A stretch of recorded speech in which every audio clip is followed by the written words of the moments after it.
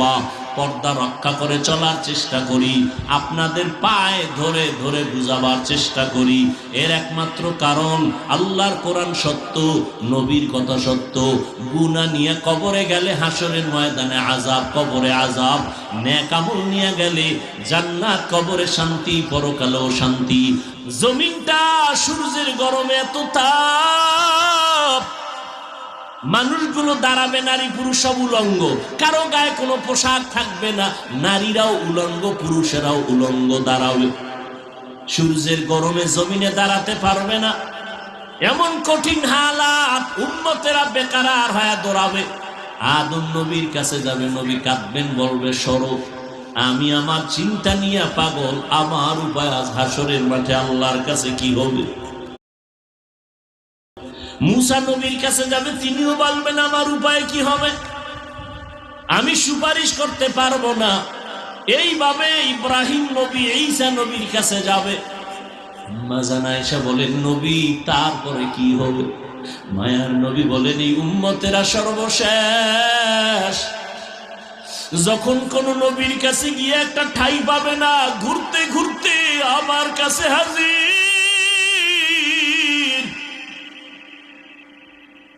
আমার দরবারে আসবে উম্মতেরা। ও নবী আপনাকে কোথায় পাবে? রহমতের নবী বলেন, ও আয়েশা, আমি রব্বে কারীমের মাকামে মাহমুদের সিজদায় পড়ে কান্নায় বিভোর হয়ে যাব। এমন কান্নার আওয়াজ, আমি কান্নায় বিভোর। আমার কান্না দেখে আল্লাহ বলবেন, নবী আপনি কাঁদবেন না, মাথা উঁচু করেন। আল্লাহ পাক আমাকে সুসংবাদ দিয়ে বলবেন, নবী আপনি কাঁদেন আপনার উম্মতের জন্য।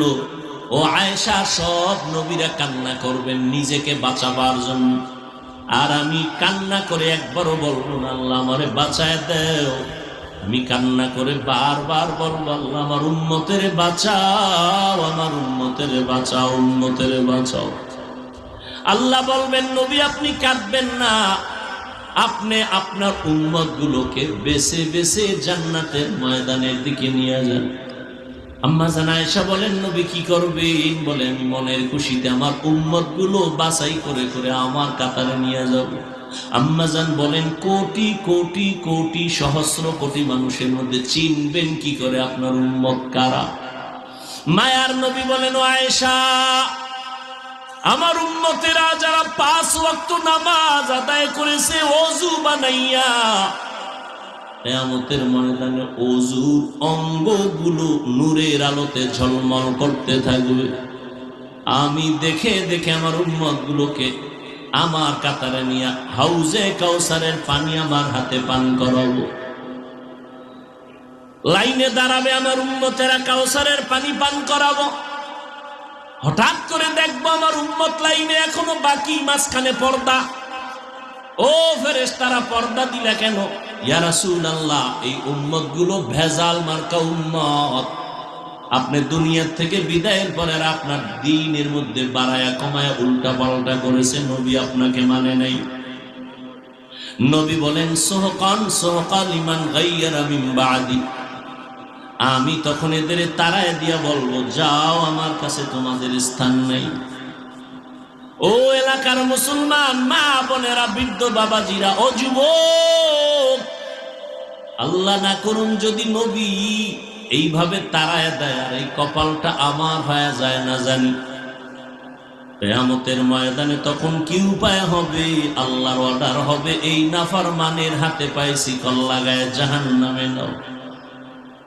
নবীজির কলিজার টুকরা সাহাবী ওমর ফারুক রাদিয়াল্লাহু তাআলা আনহু কান্না করেন আর বলেন, আমার আল্লাহ যদি ঘোষণা করেন সব মানুষ জাহান্নামে যাবে, একজন জান্নাতে যাবে, আমি আশাবাদী আমি ওমর হতে পারি। এই পরিমাণ আশা আমার অন্তরে আছে। পক্ষান্তরে যদি আল্লাহ ওয়াদা করেন, ঘোষণা করেন সব মানুষ জান্নাতে যাবে, একজন জাহান্নামে যাবে, আমি আল্লাহর আযাবের এতটাই ভয় করি যে ওই জাহান্নামী আমি হয়ে যাই নাকি। সাহাবায়ে কেরাম জান্নাতি হইয়াও জীবন ভর কান্নার আওয়াজ।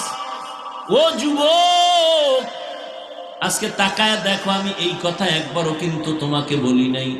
আমগো মতো হুজুর হও, পাগড়ি লাগাও, একবারও কিন্তু বলি নাই। তুমি